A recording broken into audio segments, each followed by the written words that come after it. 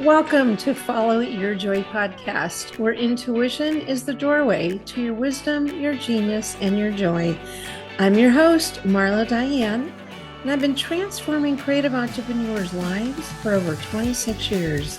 Through two businesses as a success coach and a business strategist, and prior to that, an entertainment publicist and a talent manager for 2 decades. It's time to make joy your inner GPS for life and business decisions rather than lean on your logic and reason first. You'll not only be following what is most authentic to you and for you, but you will live the beautiful life that's meant just for you. You'll come to learn that following your joy is a life and a business strategy. Listen in for inspiring entrepreneurial stories and solocasts that illuminate how by trusting your intuition, you'll create a fulfilling result. Want to learn how to access, trust, or up-level your intuition? Join me in the conversation to find out how. Well, hello, creatives. Welcome back. Welcome back. I am so grateful to be sharing with you the guest that you're about to hear.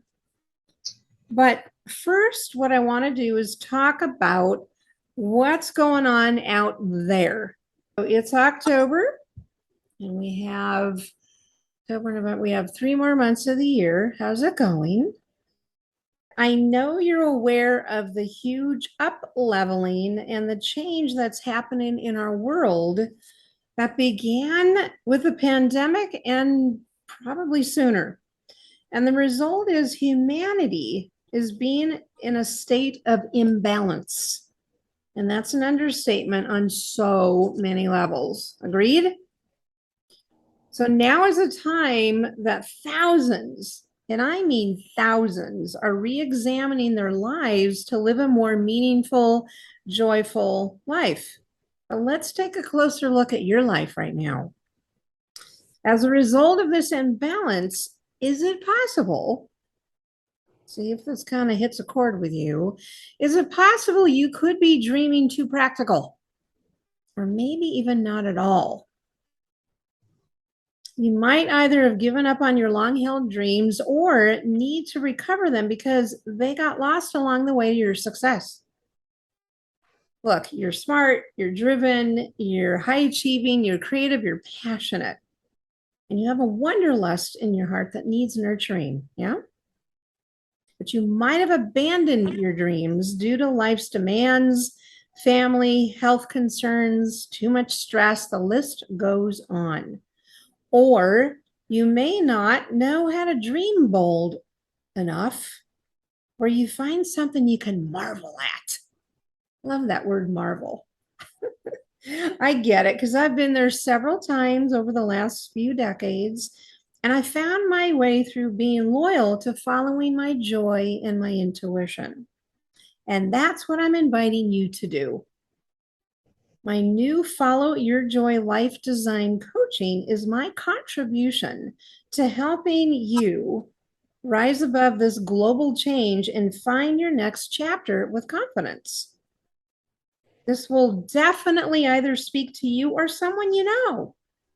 Thousands are in the what's next stage of their lives with a craving for something new and exciting to relight that fire and passion.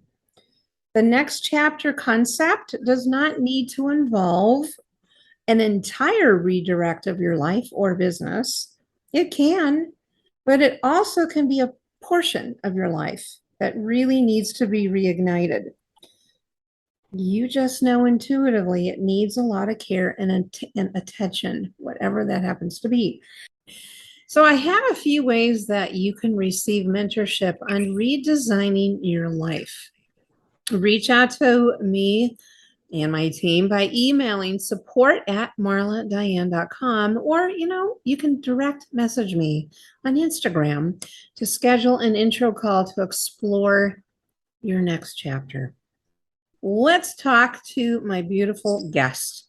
Laura Chavez Weintraub is an intuitive entrepreneur, author, speaker, and life coach and she's based here in the South Bay of Los Angeles. And there's a lot more that came before this stage in her life, which she'll be sharing. She's purposeful, she's driven, she's resilient, she's genuine, and has a heart of gold. And we are soul sisters that truly get each other.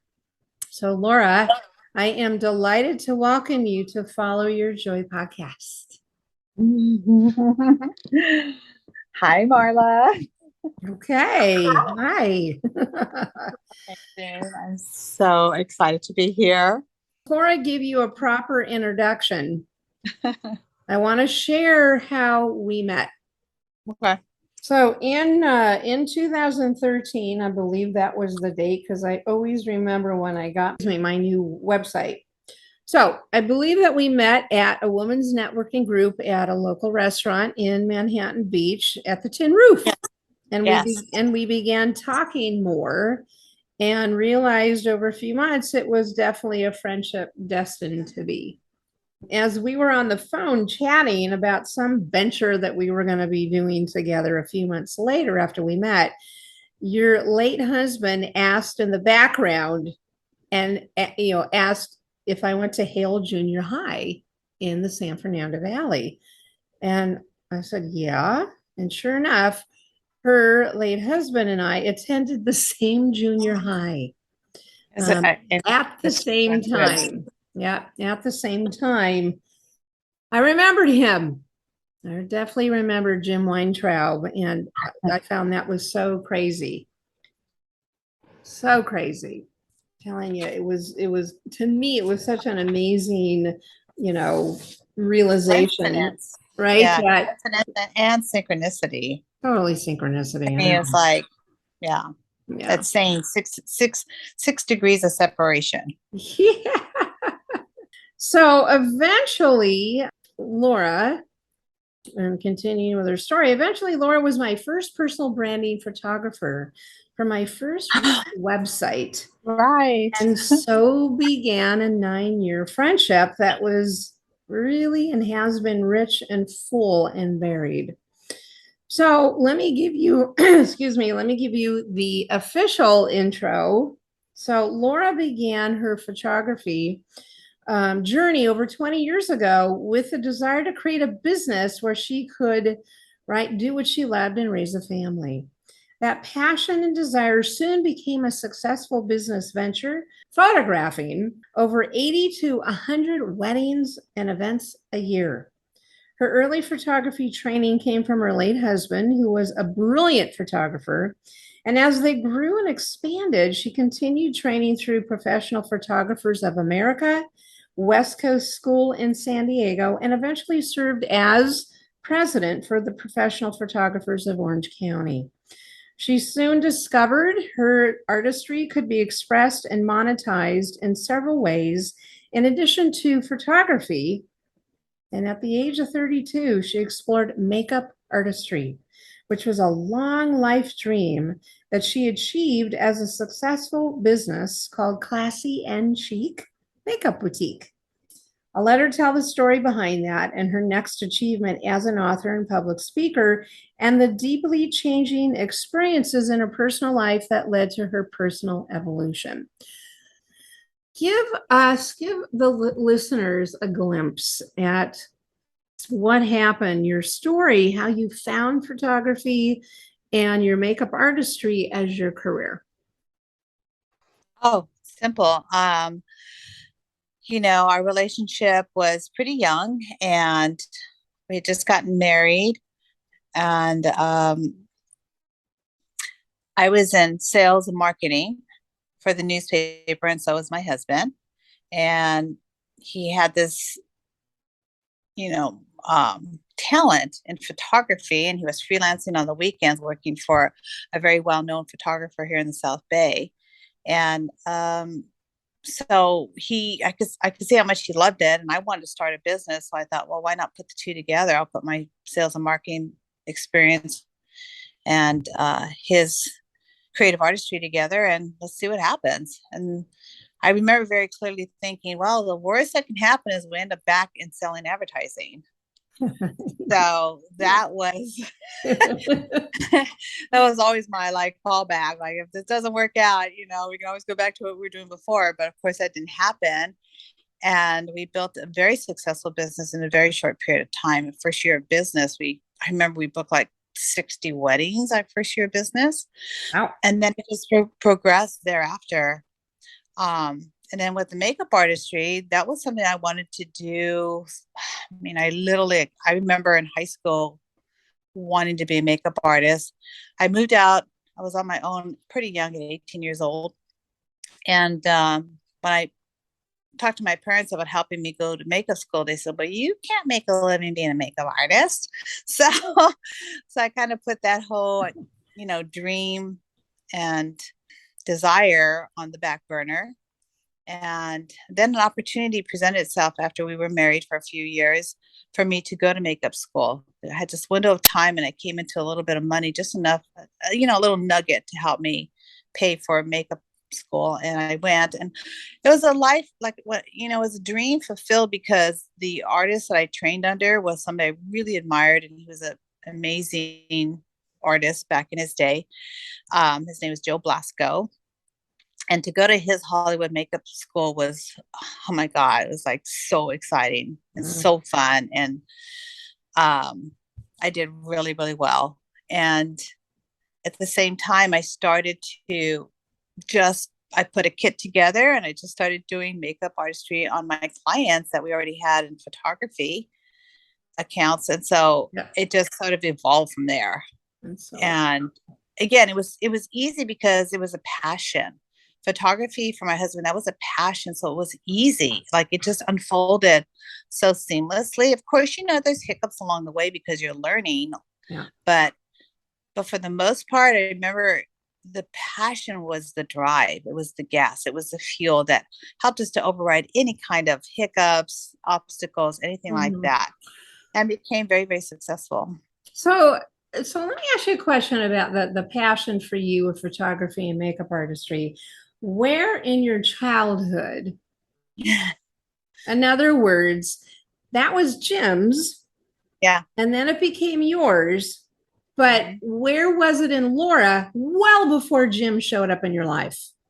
When my clients used to ask me how long had I been a makeup artist, I said, well, really, if you really want to know the truth, I started when I was like 7 years old, because I clearly remember always taking markers and drawing in magazines, my mother's fashion magazines. I would, do the makeup on the models with my markers and basically redo their makeup. You mean their picture on the magazine? Yeah. Just over their eyes. Oh yeah, I would just overdo their eyes with my markers. And I just remember loving that experience. I wouldn't say it was experience. It was something that was like, it was already there. It was like, it was planted in me to do that.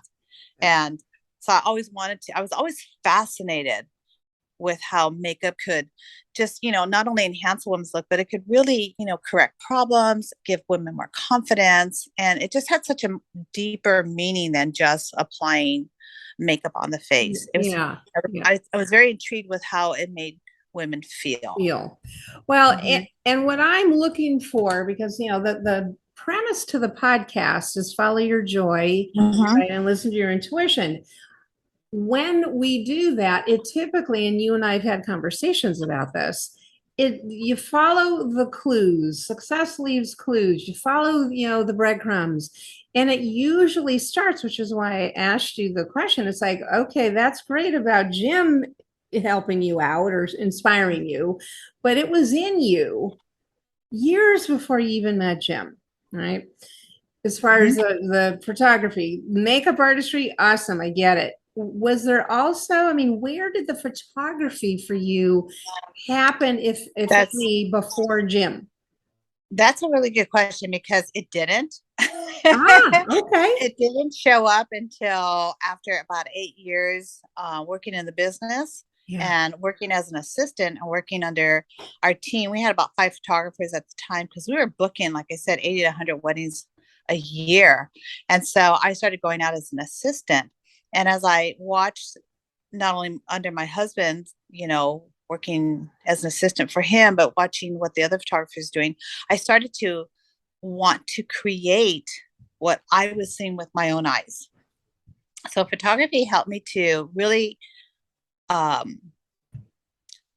get really clear about perception, the idea and the concept of perception and what we see within our mind's eyes, what we can see on the outside of us. And using photography gave me the opportunity to take these tools and create what I was seeing within my mind's eye.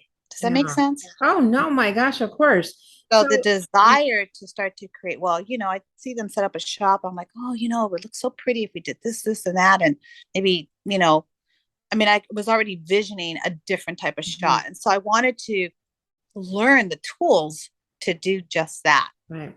Yeah. I was very intimidated with the equipment because back then we were using Hasselblad cameras, Metz flash units, the Norman unit. I mean, the equipment was big, bulky, intimidating, and amazing because you could create such artistry with that equipment. It's a whole different vibe with digital, but I was classically trained.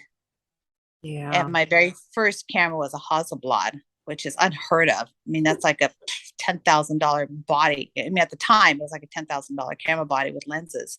Wow. But once I expressed an interest to learn, I picked it up very quickly. Yeah. And my husband and I, we should, when I first told him, I said, I want to learn how to do this. We would just drive around. He's like, okay, fine. We'll see see if you got it, see if you got that, that magic. And so we'd be driving around town and come to a stop sign, and he would point to, let's say there was a tree or a park or something. And he would point and say, all right, where would you put the bride? What's the exposure? Where's the lighting? And I could fire off the exposure, the aperture, the lens that I would use, everything. And he realized, like, okay, there's something in there. For me, it was just transferring artistic creativity to a different set of tools. In makeup artistry, you have makeup brushes and color and palettes and different, textures to work with. While in photography, you have different tools, lenses, lighting, camera bodies to create what's already within yourself. Yeah, I mean, what I see, which is now I'm, connecting the dots with you, is, as a visual artist, and that was makeup artistry. Makeup artistry is a visual art. So is photography. Yeah. So it literally expanded, right? Since this is a podcast typically for creatives, everybody gets where I'm going with this, which is it expanded that beautiful visual artistry that you already had in you, which is what I'm getting at. And it's like, oh, great. Let me add one more beautiful talent to that artistry. And therefore it did come pretty much natural to you, other than obviously learning the technology of it, as in the equipment, which can be a little daunting for sure. But how perfect. Yeah. That's wonderful. Good. And I loved it. I found that I was able to create what I wanted to, show our clients. And so then I, started shooting more weddings and events, and pretty much was doing, between the two of us, I was doing 50% of the work. And then, okay. Along with running the business, because I had that marketing background. So that was the other side. Successful, venture. But it all boils down to one thing. It was like I figured out a way to monetize my passions. If it made me feel good and I was passionate about it, it was easy to monetize. I didn't really worry about the money. It just came in. Yeah. Just showed up. Yeah. Good. So, okay, let's move into what brings you the most joy in your work and in your business. What brings me the most joy in the work that I do now and in my business is connecting with people that are relatable, clients where we have a connection that's beyond what the initial need is. And it's really interesting how I always pretty much just leave it up to the universe. Some people say, God, spirit, whatever you want to call it. It has many names. It doesn't really care what you call it. But that we resource that. And bringing me the right clients, the clients that really will benefit from what I have to offer. And when that connection is made, it's magical. It's it's a dance. It's a dance. And it's effortless and it's happy and you just feel so good helping those clients, whether it's in makeup artistry. I'm not really doing makeup artistry anymore. Right. Kind of that to bed for now. But I'm still the photography. Yes, I found that I enjoy working with clients that are more in my age group. So that's what inspired my current photography venture that I'm been playing with. And I like to say play with, because if you're not playing in your business, then it can be boring.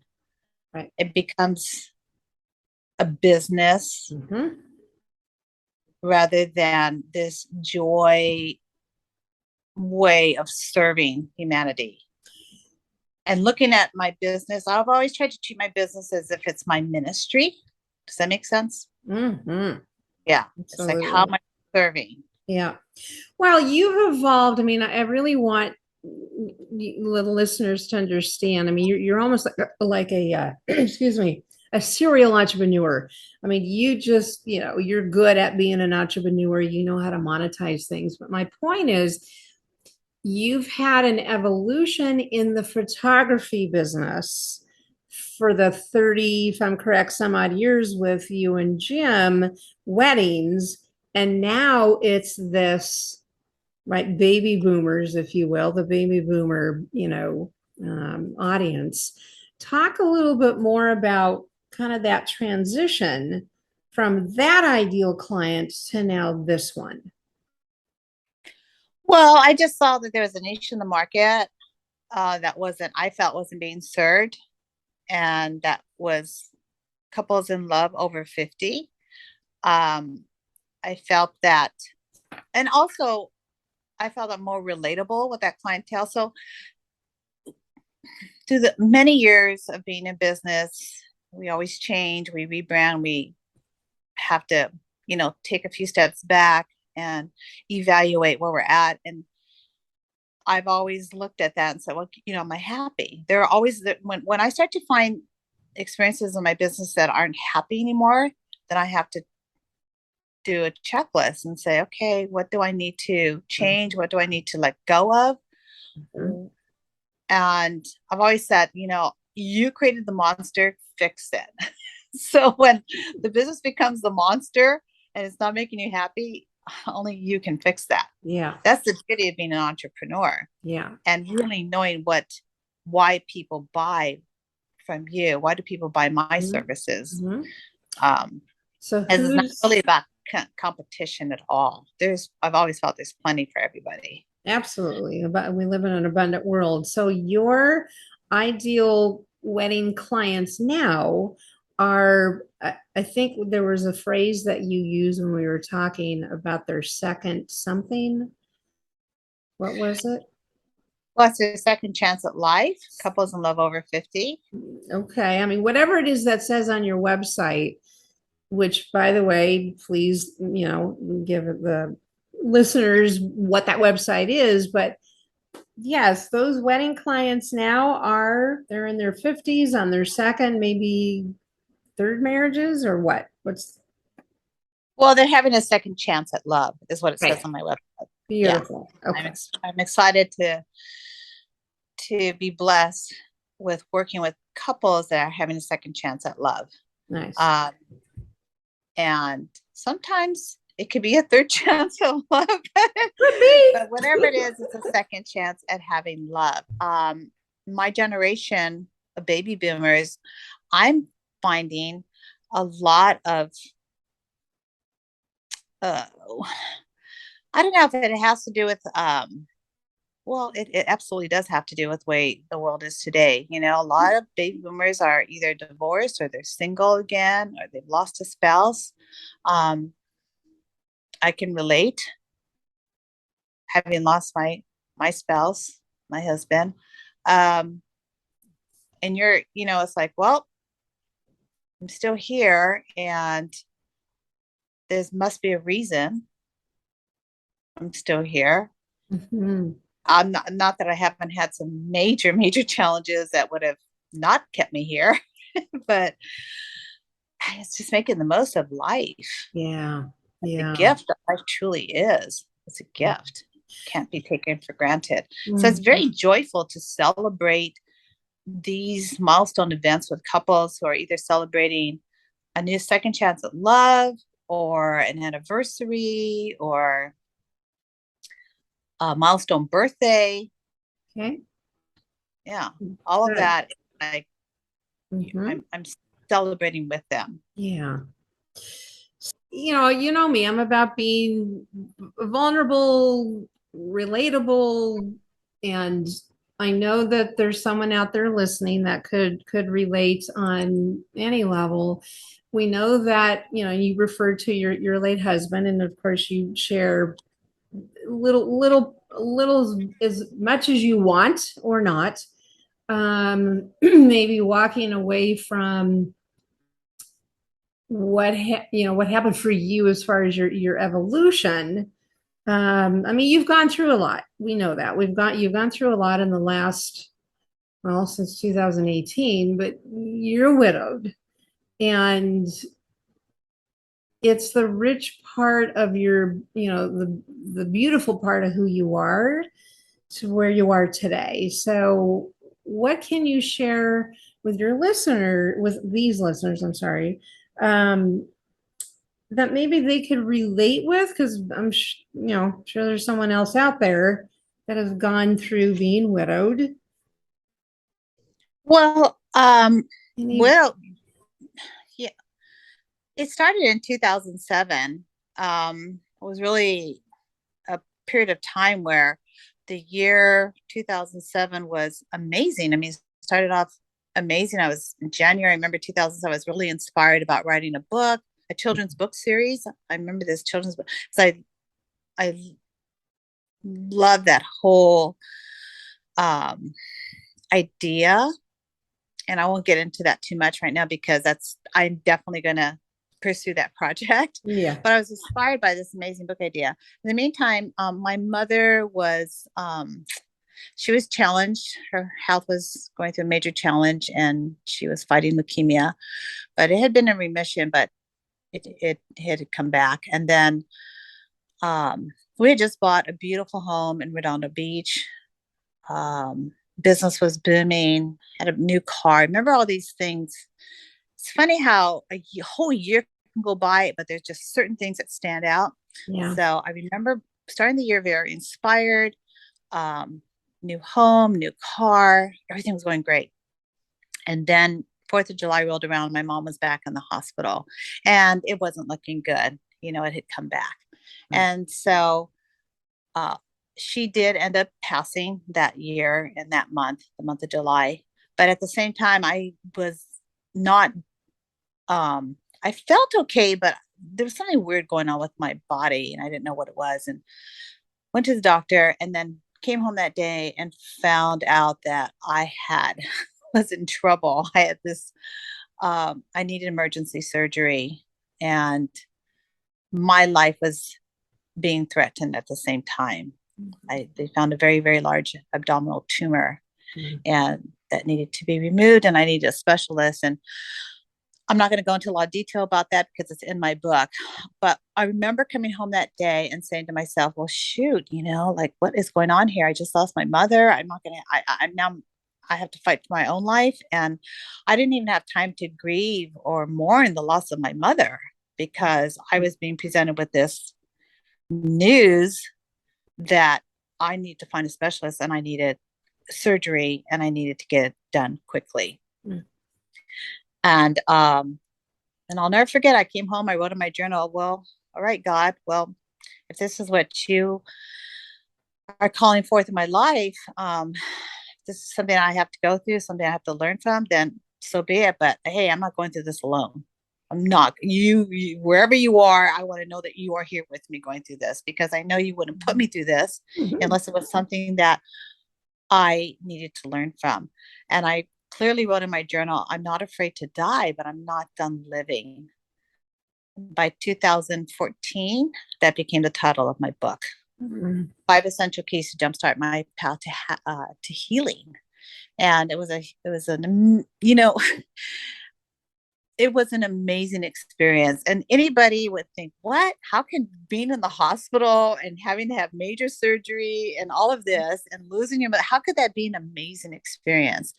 But the reason I could say it was an amazing experience was because it was the most intimate period of time that I clearly remember feeling so connected to the God that I knew in my life. That source that I've always known has been there, has guided me and gotten me through the life that I'm living today. Yeah. But back then I came very in touch with that as well. And I decided, well, if I get through this, I'm going to share the lessons. I'm going to share what I've learned. I'm going to share the wisdom. I truly believe that everyone has a story to tell, wisdom to share, and a message to give. And that is what I decided to do. And I didn't get to it right away, but it kept nagging at me. Mhm. It kept nagging at me, and it wouldn't stop until I finally gave in and wrote the book. I didn't know anything about writing a book. So, of course, I hired a book coach, went through the process, and published the book. Here's the here's the good news and the bad news. I don't know. Um, you go through these major life changes, Mhm.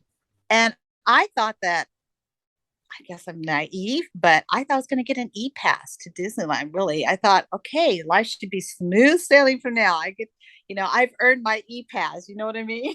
And Yeah. no, life continues. It's a continual journey of, challenges. And so, I got back on my feet again. I ended up writing that book. It was very exciting. I felt very fulfilled within that I accomplished that project and that challenge. It was a very transparent endeavor, because I'm a pretty private person, but not really anymore, because I find that my story can really help others get through tough times, and I've been there.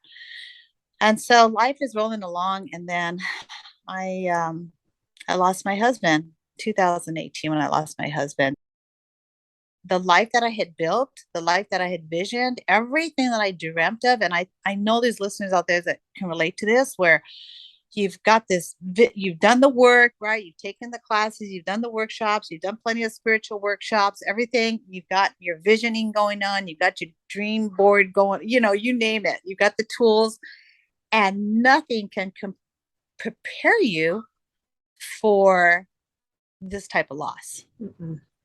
That I was like, found myself broken, completely broken into a million pieces. Yeah. And I didn't even know where I was going to start to pick up. Yeah.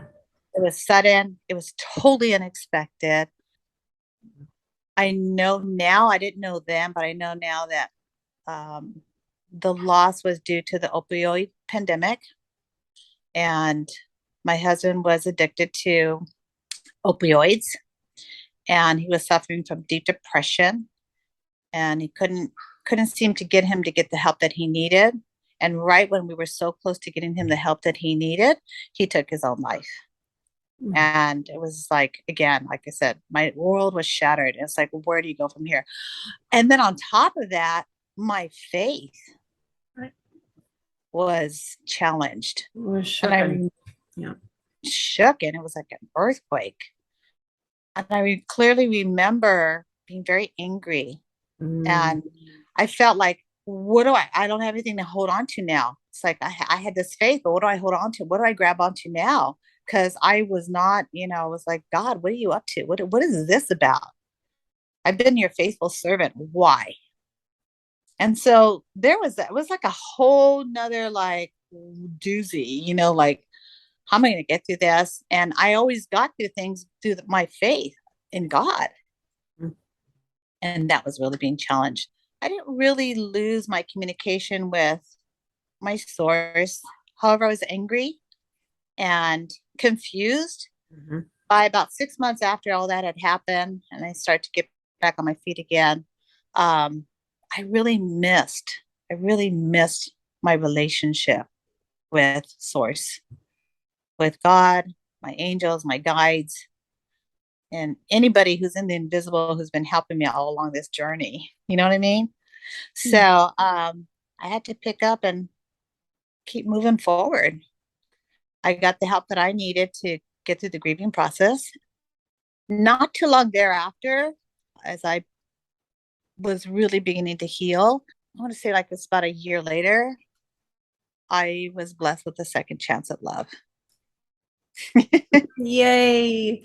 So on the other side, of this, yes, is that there is a rainbow on the other side, a pot of gold, whatever you want to call it. Is that, yeah, you've been blessed and you have a beautiful life now. Mm-hmm. And even a new puppy. Ah. Yeah. It's, again, listeners, I'm sure many of you can relate to that. And when we question our faith, like what's happened here, I thought we're in this together, you know, it's all the why questions that we have to get through because of the grieving process. And, you really are a role model for that. So I want to make sure that others know about that. Share a story about your life or one of your businesses where you followed your intuition and it led to a joyful, fulfilling result. When you ask that question, the first thing that comes up is I clearly remember following my intuition when I started Classy and Chic Makeup Boutique. Mhm. I mean, that was just such a fun experience, right down to, coming up with the name and just taking it one step at a time with no attachment to the result. To be honest with you, there was no attachment to the result. It's like, hey, I'm going to try this out and put it out there. I'm going to start at this point and just follow whatever guidance comes my way and take it from there. And I remember when we were trying to figure out the name of the business, what inspired me was Audrey Hepburn, and I totally resonated with my philosophy on makeup. That should look natural, it should look timeless, all of that. Especially, and then of course I was a big fan of Audrey Hepburn, so it just evolved so easily. And then it took off. I remember when I first launched it, I booked 80 makeup jobs that year. What was the initial, oh, I should be doing makeup artistry, a makeup business? It was natural to bring it into the business because the photography business was already 8 years in, and so to add makeup service to our existing clients was a no-brainer, basically. That's definitely the after effect. But what were you doing? Was it a walk in the park? Were you at the beach? Were you sitting in your home? Did you get that epiphany in one moment of time, or was it just like driving? Oh, maybe I should have a makeup business, and then more came. Do you I had remember? always wanted to do it. Remember, it was my passion when I was in Right, high school. I really right. wanted to do it. I started offering complimentary makeovers to my clients and was having such a great time with that I decided to create a Gotcha. business. Yeah. Got it. So your Probably what led. photography clients, you were starting to just intuitively say, "Hey, I'd be happy to do, your Yeah, makeup." let me do your makeup. Yeah, Hmm. got it. Okay, very good. Let's have you with your years and years of beautiful wisdom.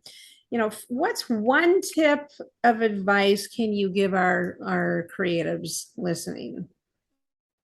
Oh God, there's so many. Yeah. And let me give you a hint because this is something that you kind of mentioned to me. Something Mhm. about discerning the difference between true intuition and ego.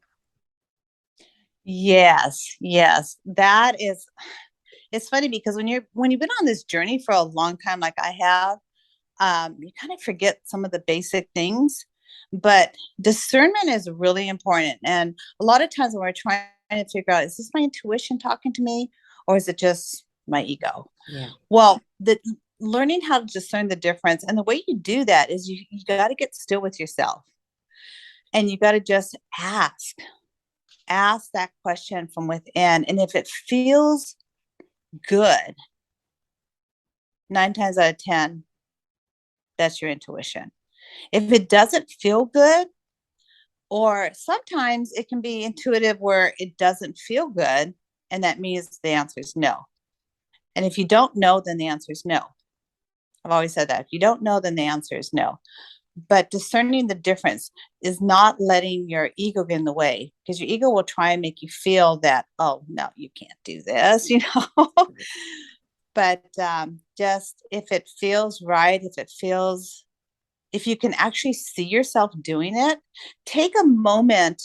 And I do this all the time, is vision yourself living a typical day, doing what it is that you want to create, whether it's a business venture, whether it's whatever it may be. Just spend some time pretending and daydreaming as if it's already done, and see what that feels like. What does your day look like from the time you wake up? What's the first thing you do to the time you go to bed? And throughout that day, are there things that you don't like? Are there some things that you just absolutely love? And just sort of see if you can experience what that day is like. For example, let's say you want to be a writer. How are you going to schedule your day? And what parts of the day do you really enjoy, and what parts of that writing experience you don't enjoy? So that's a really good way to determine which direction that you want to take. Right. Be very clear about what your top 5 values are in life, which are always going to be a really great. For me, it's health. After surviving a major health crisis, health is my primary value. So I make decisions in my life based on that top value. Yeah. Like I just recently quit a job. So that's another podcast episode. So yes, and congratulations. Since I was behind the scenes and all that with you. Yeah. So fantastic. All right. Your answer fits beautifully, obviously, with, again, the intention of Follow Your Joy podcast is that, yes, everybody, again, listen to your intuition, and the difference between that and ego. Ego is always going to be the negative mindset, the negative whatever, fill in the blank. And it's there to protect you. That's not your intuition. Yes. So intuition, it's a knowing. It's just this, it's like a calm knowing. It feels like it's right. You just do it. It's not like, almost like it directs you to take an action. Like, why don't you go do that? Or why don't you do this? Another thing is that it will nag you. If you ignore it. Ignore it. If you ignore it, it'll keep knocking. That's for sure. Yes, it'll nag you until you start to take some kind of action. Correct. If it feels like it's literally something that's coming underneath you, and it's initially it's soft, initially it's like, try this, or whatever the message is, the intuitive message is, and the longer you ignore it, the louder it gets. Yes, it does. It can get really loud. In fact, really you might even loud. see something. You might even get a sign on a truck that's driving down the freeway, like a billboard or something. That is for sure. Crazy how it just, if it's what you're meant to do. But mainly it just feels good. It feels joyful, and don't put a whole lot of thought into it. Just start to take baby steps, take action. For me, I always start a folder on my laptop, and I just started dumping ideas on a Word doc of what that looks like, feels like. And I just kind of go there and I revisit, and I'll just keep dumping those ideas until they start to take some kind of shape or form. Yeah. Yeah. Yeah. Very good. Yes, it's about trust, everybody. All right. So Laura, where can everybody get in touch with you? What are your websites, your social media? How can they reach out to you? Well, my website is arttimeevents.com, and you can learn all about me there. You can also there's a link for my book. I'm working on my second book right now, which will be launched by the end of this year. And then of course on social media, Laura Chavez Weintraub on Instagram and Facebook. Okay. All right. Terrific. And is there anything that you want to offer the listeners as far as, yeah, I would love to offer anyone who gets in touch with me an ebook. I'm offering a complimentary ebook from my first book, and of course a discovery call. We can sit, we can chat and see if there's some ways that I can be of service. Wonderful. Okay. So go to her website, and I'll have that in the show notes, ourtimeevents.com. And you can email her there or DM her on Instagram or even Facebook. So, all right, terrific. So thank you so much for being here as always. I mean, it was an enjoyable talk with you. This is how we talk every day in our friendship. So it's easy. I have a little joke for you. Oh, I've come to a point in my life now where if you've heard the saying, this is the Earth School. We're here on Earth because this is the Earth School. Well, my little saying is, if this is the Earth School, then I must be in the PhD program. Oh, that's good. That's very, very true. The stuff that I've had to deal with, it's like, oh no, this is just like advanced. PhD program. Good Lord. I can get through it. Any of those listeners who are listening out there who are facing really major challenges in their life, if I can get through this, so can you. Amen. Amen, sister. All right, everybody. Always remember to follow your joy and, of course, your intuition. Take care, and I'll catch you on the next episode. Bye-bye. Thanks for listening in. You can find more entrepreneurial stories and resources at marladiane.com. And while you're there, enjoy my 3 free downloads to up-level your business and your life. How about you take a screenshot of this episode and tag me on Instagram by sharing your highlights of what you learned today? I'd love to connect there with you. Until next episode, take care.